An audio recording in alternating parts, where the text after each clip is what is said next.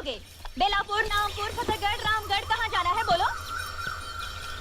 अरे क्या कभी तांगा नहीं देखा पहले? ये गांव खेड़ा है साहब, यहाँ मोटर गाड़ी नहीं मिलेगी कि बैठे और गर्र से चल दिए।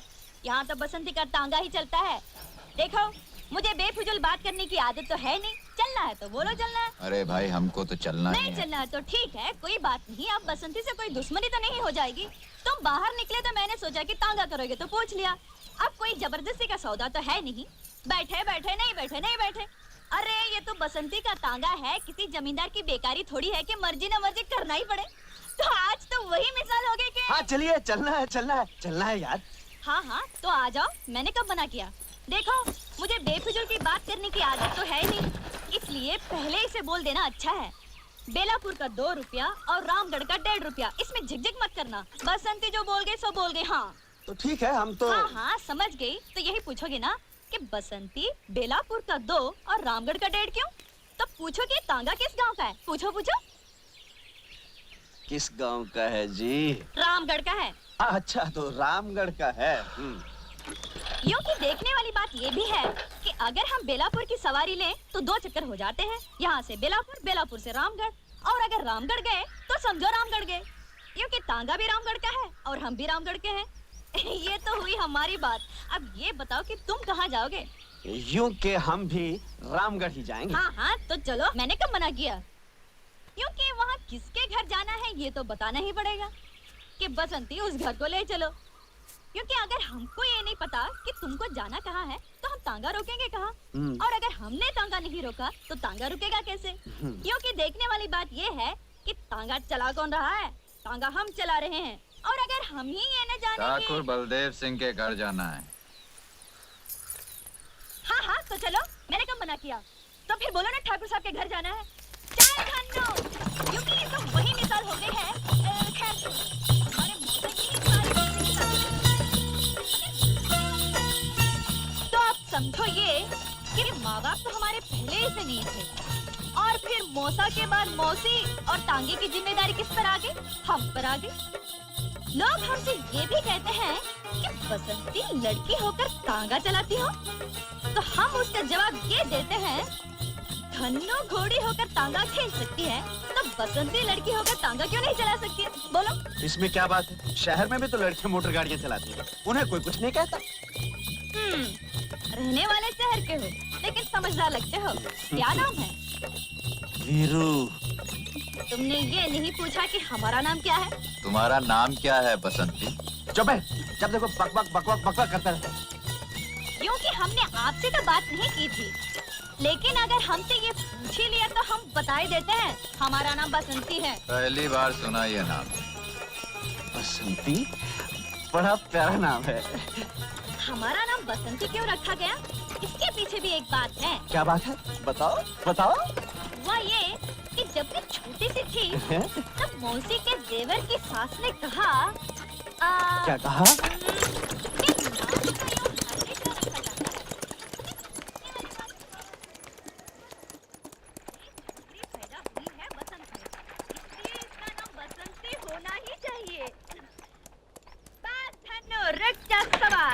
हाँ, ये रही ठाकुर साहब की हवेली।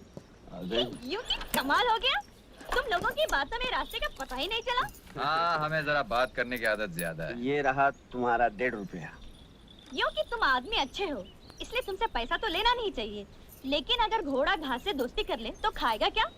इसलिए हम ये 1.5 रुपया ले लेते हैं। बहुत मेहरबानी आपकी। चल धन्नो पलट सवार।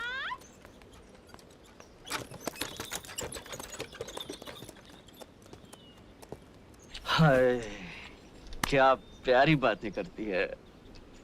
प्यारी नहीं, बहुत सारी बातें करती है। चल, जहाँ लड़की देखी लाइन लगाना चालू। चल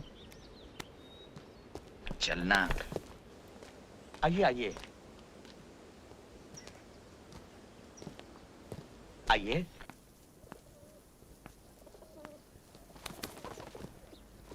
नमस्ते ठाकुर साहब। यहाँ पहुँचने में तकलीफ तो नहीं हुई? जी कोई खास नहीं। आइए। अगर एक खत डाल देते तो मेरा आदमी स्टेशन आ जाता। तुम्हारे रहने का बंदोबस्त कर दिया है। किसी चीज की जरूरत हो तो मांग लेना। रावलाल,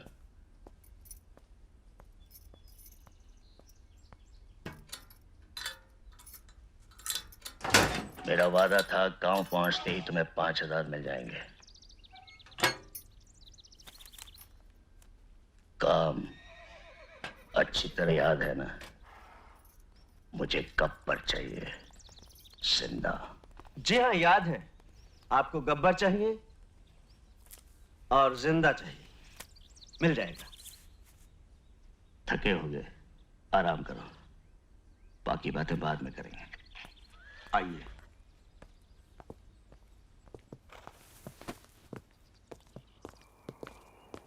आइए।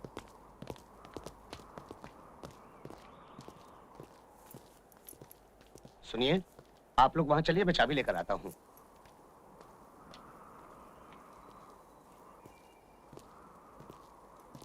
जय, तिजोरी में काफी माल है। हाँ। लगता है इस गांव के लोग सोना बहुत पहनते हैं। बोल क्या बोलता है?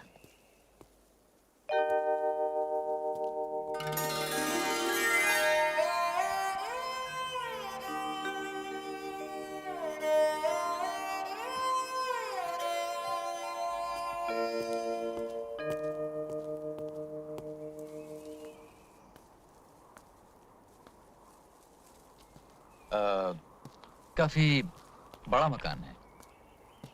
अच्छा है। कौन कौन रहता है यहाँ पर? चाबी, ये आपके रहने की जगह है। किसी चीज की जरूरत हो तो पुकार लीजिएगा। पुकार लेंगे। यार वीरू, चक्कर क्या है, कुछ समझ में नहीं आया। हमें क्या लेना है जय? 10,000 ठाकुर ने दे दिए हैं। बाकी आज रात को तिजोरी में झाड़ू मारकर फूट चलेंगे। ठीक है। अगर रात को जागना है तो अभी सो लें। चल।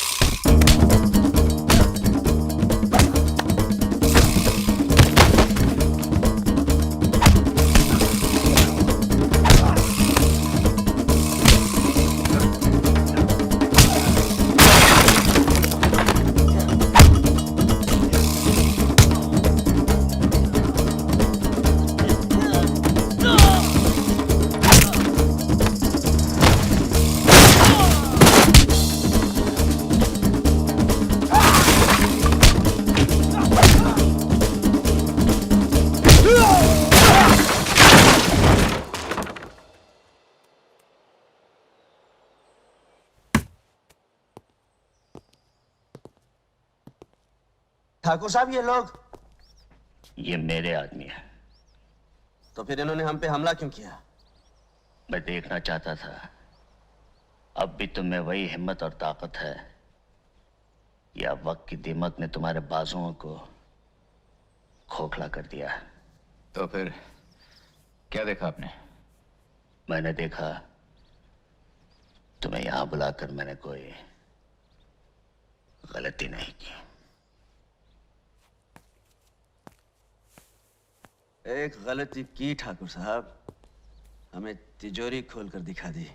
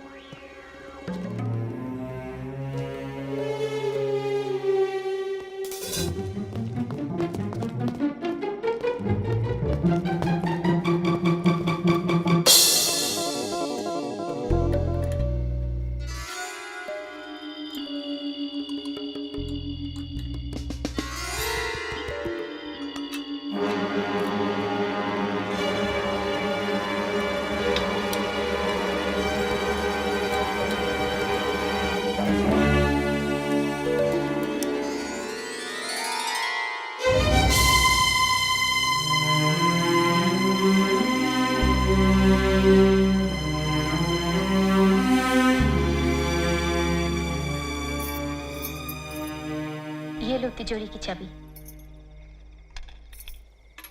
इसमें मेरे वो गहने हैं जो मेरे लिए बेकार हैं। मुझे अब कभी इनकी जरूरत नहीं पड़ेगी। थोड़े बहुत पैसे हैं, वो भी ले जाओ। अच्छा है, बाबूजी की झूठी उम्मीदें तो टूटेंगी जो उन्होंने तुम लोगों से लगा रखी।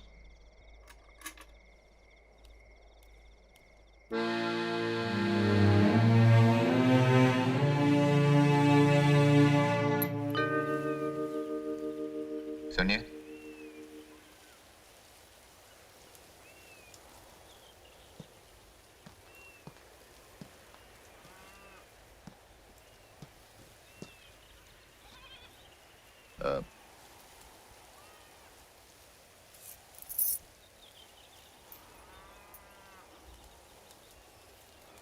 कल रात जो हुआ वो दोबारा नहीं होगा।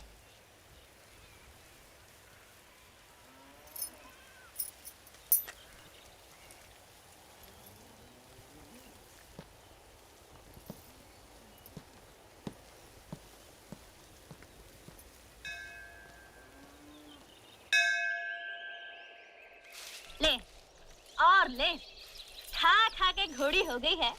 लेकिन यहाँ से बेलापुर जाना हो तो नखरे देखो इनके। खाए जाओ बकर बकर। ओ बसंती, मौसी मैं यहाँ हूँ इस गधैया के पास। लो अब इनकी झिक-झिक सुनो। अरे वो छोकरिया, दिन भर हवा हवाई घूमती हो, मगर मैं कोई काम बोलूं तो जू नहीं रेंगती कान पर। लो और सुनो। अरे मौसी तुम तो बस हुक्का पानी लेकर चढ़ जाती हो, सुनती तो हो नहीं। कौन सा काम कहा था तुमने? वैद्य जी के पास जाने का ना।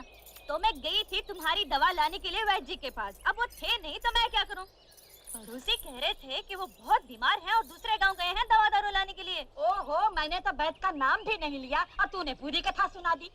तो फिर कौन सा काम कहा था? कच्चे आम लाने को नहीं कहा था अचार के लिए? पर तुझे याद रहे तब ना। कच्चे आम? हाँ था तो था, भी लाती हूँ। इमाम साहब, मैं आपको छोड़ दूं?